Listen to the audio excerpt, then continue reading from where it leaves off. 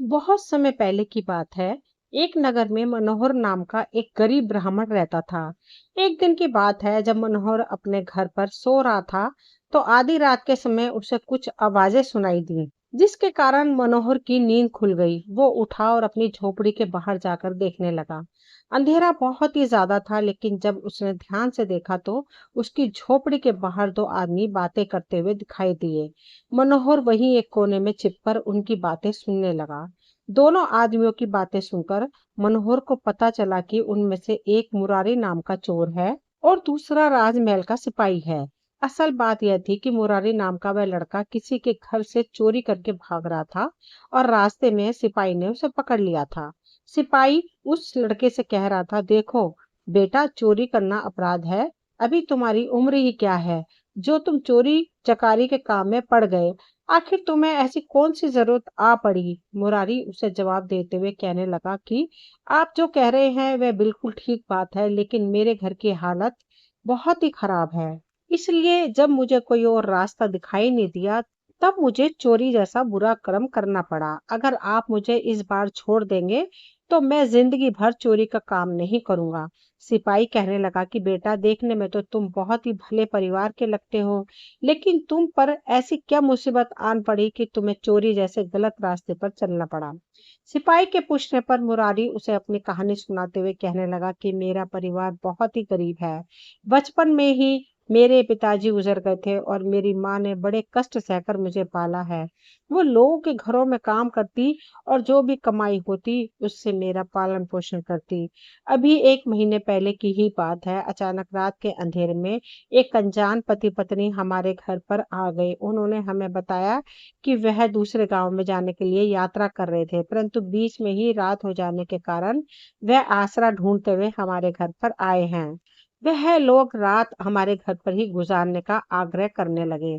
मेरी माँ ने उन पर दया करके उन्हें घर में शरण दे दी। कुछ देर बाद वे पति पत्नी कहने लगे कि हम दोनों को बहुत जोर की भूख भी लगी है, यदि कुछ खाने को मिल जाए तो आपका हम पर बहुत बड़ा उपकार होगा।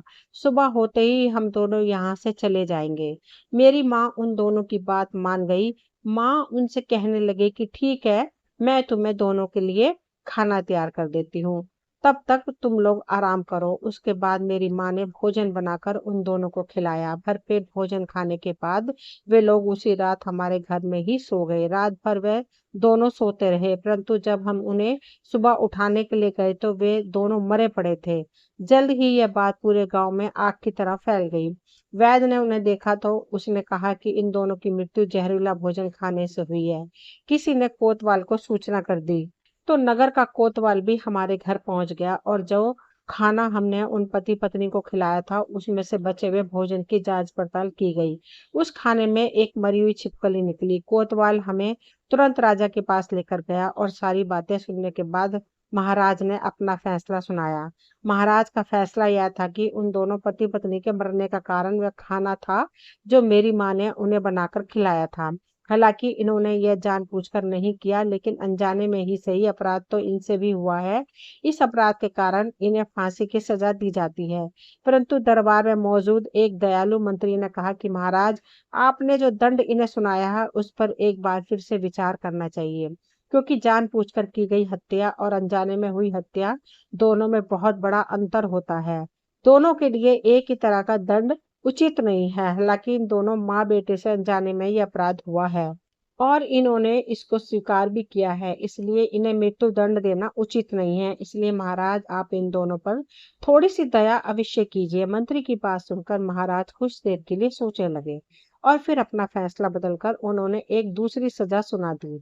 महाराज कहने लगे कि जैसा कि मंत्री जी ने कहा है कि इन दोनों माँ बेटे के मन में कोई भी ऐसी इच्छा नहीं थी उन दोनों पति पत्नी की हत्या कर दे, लेकिन फिर भी उन दोनों के मरने का कारण ये दोनों माँ बेटे ही हैं, इसलिए दंड तो इन्हें अवश्य मिलेगा और दंड के रूप में इनसे जुर्माना वसूला जाएगा।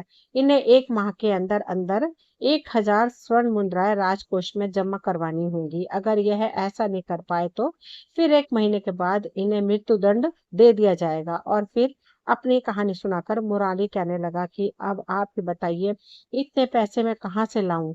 अपनी माँ को बचाने के लिए मैंने दिन रात मेहनत की, परंतु फिर भी केवल 10 स्वर्ण मुद्रा ही इकट्ठा कर पाया। और आज महाराज द्वारा दी गई समय सीमा का आखिरी दिन है। अगर कल मैं 1000 स्वर्ण मुद्राएं राज दरबार में जमा नहीं कर पाया तो मेरी माँ को मृत्यु दंड दे दिया जाएगा। कोई और रास्ता मुझे नहीं सूझा तो मैंने चोरी करने का फैसला कर लिया। जब आज मैंने चोरी कर ली तो रास्ते में आपने मुझे पकड़ लिया। ब्राह्मण मनोहर जो उनकी बातें सुन रहा था, उसने मुरारी पर बड़ा ही तरस आ रहा था।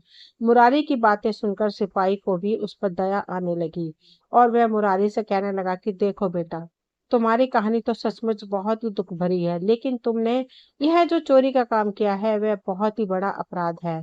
तुम चाहते तो किसी से उधार भी ले सकते थे। मुरारी कहने लगा कि भैया आप ही बताइए, हमारी हालत को देखकर भला कौन मुझे 1000 स्वर्ण मुद्राएं उधार में दे देता, और मान लीजिए कोई दया करके मुझे दे भी देता तो मैं उस उधार को वापस कैसे चुका पाता। मुरारी की बात सुनकर सिपाही कुछ देर के लिए सोचने लगा और उसने कहा कि ठीक है, मैं तुम्हारी हालत को समझ रहा हूँ। जो होना था वह तो हो गया, परंतु इसके बाद तुम कभी भी चोरी का काम मत करना। मैं खुद भी एक गरीब इंसान हूँ, मेरे जीवन में भी बहुत सी समस्याएं हैं। तुम ऐसा करो, तुमने जो चोरी की है उसमें से 1000 स्वर्ण मुद्राएं निकाल लो और बाकी बचा हुआ धन मुझे दे दो, फिर यहाँ से चुपचाप चले जाओ।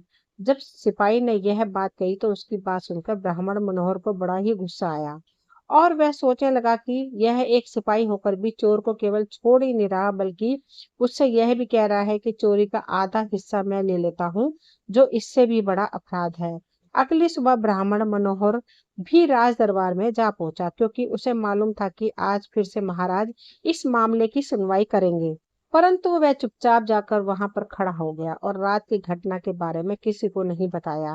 राज दरबार की कार्रवाई शुरू हुई। मुरारी नाम का वह युवक राज दरबार में पेश हुआ और उसने राजा के सामने 1000 स्वर्ण मुद्राएं राजकोष में जमा करवाने के लिए दे दी। तब राजा ने आदेश दिया कि इस युवक ने अर्थदंड के रूप में 1000 स्वर्ण मुद्राएं राजकोष में जमा करवा दी है, इसलिए इसकी मां को कारागार से मुक्त कर दिया जाए। मां के कारागार से छूट जाने पर दोनों माँ बेटे बहुत ही खुश थे। उन दोनों को खुश देखकर दरबार में मौजूद लोग भी बहुत प्रसन्न हुए। राज दरबार में हो रही ये सारी कार्रवाई मनोहर बड़े ही ध्यान से देख रहा था। अगली सुबह जब राज दरबार लगा तो दरबार में वही व्यापारी पेश हुआ जिसके घर से वह स्वर्ण मुद्राएं चोरी की गई थी। और वह व्यापारी महाराज से शिकायत करने लगा कि महाराज, मेरा जन्म एक बहुत ही गरीब परिवार में हुआ था। मैंने अपनी ईमानदारी और मेहनत के बल पर अपना व्यापार शुरू किया था। अपने व्यापार से मैंने काफी धन कमाया था और मैं इस धन से आभूषणों का व्यापार शुरू करना चाहता था, लेकिन कल रात मेरे घर से मेरी सारी जमा पूंजी और धन चोरी हो गया। महाराज ने कहा कि हे व्यापारी, हमें पूरी बात विस्तार से बताओ कि चोरी कैसे हुई।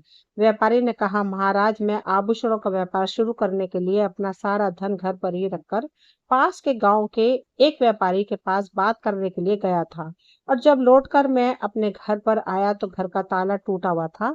घर में जो भी धन और जमा पूंजी रखी हुई थी वह सब गायब थी।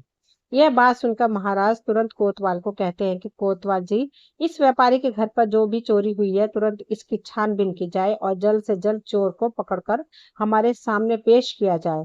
व्यापारी कहने लगा, महाराज, उस चोर को ढूंढने के लिए आपको कहीं जाने की आवश्यकता नहीं है। मेरे घर में जिसने चोरी की है उस चोर को मैं अच्छी तरह से जानता हूँ। महाराज ने हैरान होते हुए कहा, क्या तुम उस चोर को जानते हो? अगर ऐसी बात है तो उसके बारे में पूरी जानकारी हमें दो।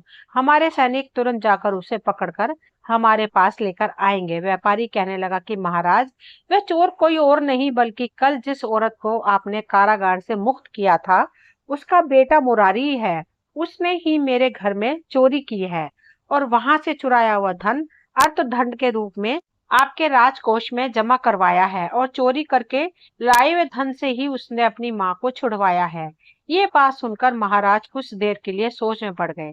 दरबार में मौजूद सभी लोग बड़ी उत्सुकता से महाराज की ओर देखने लगे कि महाराज अब क्या फैसला लेंगे। महाराज ने तुरंत मुरारी को राज दरबार में बुलवाया और कहने लगे कि युवक, इस व्यापारी का कहना है कि तुमने उसके घर में चोरी की है।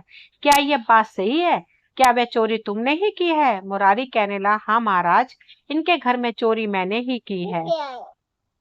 अपनी माँ को छुड़वाने के लिए मेरे पास कोई और रास्ता नहीं था। 1 महीने में 1000 स्वर्ण मुद्राएँ भला मुझे जैसा गरीब आदमी कहाँ से ले सकता है? जब मुझे कुछ भी समझ में नहीं आया, तो मैंने मजबूरी में ये चोरी की है, क्योंकि मैं कुछ भी करके अपनी माँ को बचाना चाहता था, इसलिए मैंने ये चोरी की है। इस प्रकार मुरारी ने अपना अपराध स्वीकार कर लिया। महाराज ने अपना फैसला सुनाया कि इस युवक ने अपना अपराध स्वीकार कर लिया है, इसे तुरंत कारागार में डाल दिया जाए और इसकी मां को बुलाकर बताया जाए कि इस व्यापारी के घर में जो भी धन चोरी किया गया है, वह धन व्यापारी को वापस करे। तभी पंडित मनोहर बीच में बोल पड़ा। वह कहने लगा कि महाराज, बीच में बोलने के लिए क्षमा चाहता हूँ, लेकिन आपका यह फैसला न्याय के पक्ष में नहीं है। पंडित मनोहर की यह बात सुनकर सारे दरबारी चौंक जाते हैं और सोचने लगते हैं कि महाराज अब क्या कहेंगे। मनोहर की बातें सुनकर महाराज को क्रोध आ गया और वह कहने लगे, क्या कहा ब्राह्मण? तुम्हें मेरा निर्णय सही नहीं लगा? क्या तुम बहुत ही बड़े विद्वान हो जो मेरे निर्णय को गलत बता रहे हो? अगर ऐसी बात है तो तुम यह बताओ कि मेरे निर्णय में गलत क्या है? अगर यह गलत है तो फिर सही निर्णय क्या होगा? मनोहर कहने लगा कि महाराज, मैंने अपनी शिक्षा ग्रहण करते समय कई राज्यों का भ्रमण किया था, इसलिए मैं उन सभी राज्यों की न्याय व्यवस्था को अच्छी तरह से जानता हूँ। जो व्यापारी अभी आपके सामने उपस्थित हुआ है, उसके घर में चोरी करने वाला मुरारी है। यह बात मैंने ही उसे बताई थी। राजा ने कहा, यह बात तुम्हें कैसे मालूम हुई? तब मनोहर ने अपनी सारी बात बताई कि किस तरह से उसने छुपकर मुरारी और उस सिपाही की बातें सुन ली थी। इसके बाद ब्राह्मण आगे कहने लगा कि महाराज, उस रात को दोनों पति पत्नी जहरीला खाना खाकर मर गए। इसका कारण मुरारी की मां नहीं, यह आप भी जानते हैं, परंतु अपनी न्याय व्यवस्था के अनुसार आपने उसे 1000 स्वर्ण मुद्राएं जमा करवाने का दंड दे दिया। 1 महीने के अंदर इतनी स्वर्ण मुद्राएं भला एक गरीब परिवार कैसे लेकर आ सकता है? यह असंभव है। यह भी आप जानते थे, लेकिन फिर भी आपने इस तरह का निर्णय लिया। जब मुरारी को कोई रास्ता नहीं सूझा तो उसने चोरी करने की ठान ली। चोरी करने के बाद इसके पकड़े जाने पर एक सिपाही इससे रिश्वत लेकर इसे छोड़ देता है।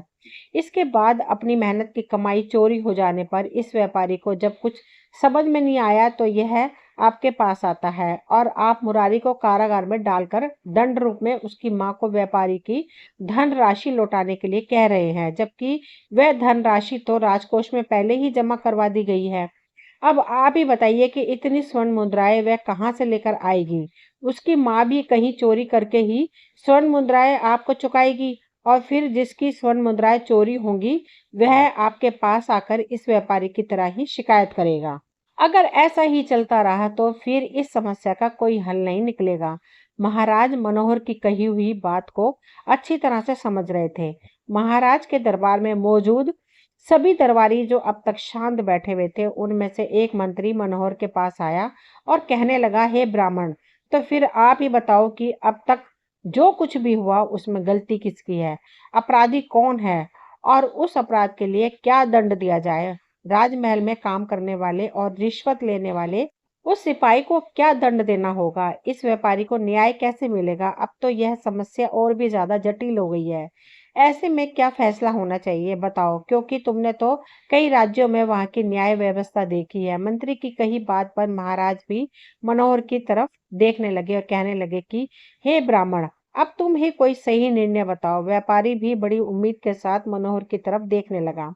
तब मनोहर कहने लगा कि महाराज, इस घटना के विषय में आपने अपनी न्याय व्यवस्था के अनुसार दंड दे दिया, लेकिन आप यह देखिए कि अपराध की शुरुआत कहाँ से हुई?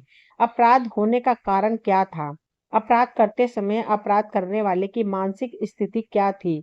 इस पर आपने ध्यान नहीं दिया, इसलिए समस्या इतनी बढ़ गई है। मुरारी की माँ तो उन पति पत्नी को खाना खिलाकर उनकी सहायता करना चाहती थी। उनकी हत्या करना उसकी माँ का उद्देश्य नहीं था। इसलिए यह घटना मात्र एक दुर्घटना है, इससे ज्यादा कुछ भी नहीं। दूसरी तरफ अपनी माँ को बचाने के लिए मुरारी को जब कोई रास्ता नहीं सूझा तो मुरारी एक चोर बन गया, जबकि चोरी करना उसका कोई धंधा नहीं है। वह कोई पेशेवर चोर नहीं है। मुरारी की सारी सच्चाई जानकर उस सिपाही ने दया करके उसे छोड़ दिया। चोरी को बढ़ावा देना उसकी भी इच्छा नहीं थी। आपके सिपाही ने इससे रिश्वत में जो भी धन लिया था वह उसने गरीबों में दान कर दिया, ताकि उससे जो अपराध हुआ है वह कुछ कम हो सके। उसने अपनी इच्छा पूरी करने के लिए रिश्वत नहीं ली थी। महाराज कहने लगे, फिर तो तुम्हारे कहने के अनुसार जितने भी लोग इसमें शामिल हैं वह सब भले लोग हैं, तो फिर ऐसे में अपराध किया किसने? ब्राह्मण मनोहर कहने लगा, महाराज इन सब का कारण आप हैं। दो भले इंसानों को आपने अपराधी बना दिया, दो अच्छे इंसानों को आपने मानसिक रोगी बना दिया, तो असल में अपराध आपसे हुआ है।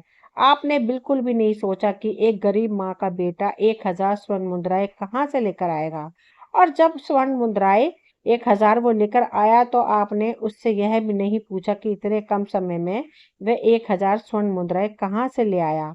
अगर उस समय आपने मुरारी से पूछा होता कि यह स्वर्ण मुद्राएं कहाँ से आई, तो यह समस्या यहाँ तक नहीं पहुंचती।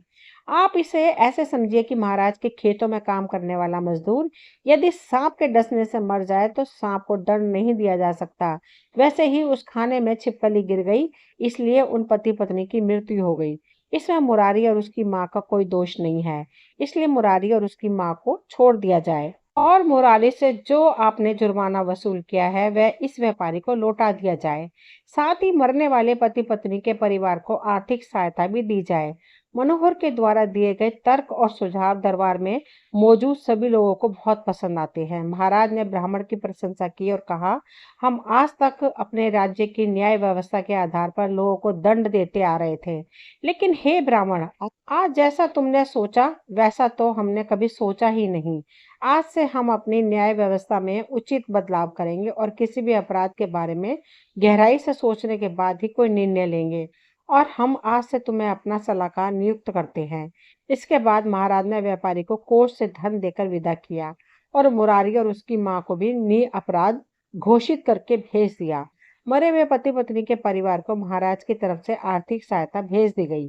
इसके बाद पंडित मनोहर को महाराज ने अपना सलाहकार नियुक्त कर लिया और पंडित मनोहर भी अपना जीवन सुखपूर्वक बिताने लगा। दोस्तों, ये कहानी यहीं तक थी। मुझे उम्मीद है आप सभी को पसंद आई होगी। अगर कहानी पसंद आई हो तो प्लीज चैनल को सब्सक्राइब करें, वीडियो को लाइक शेयर और कमेंट करें। मिलती हूँ अगली कोई नई कहानी लेकर। कहानी सुनने के लिए आप सभी का तहे दिल से शुक्रिया।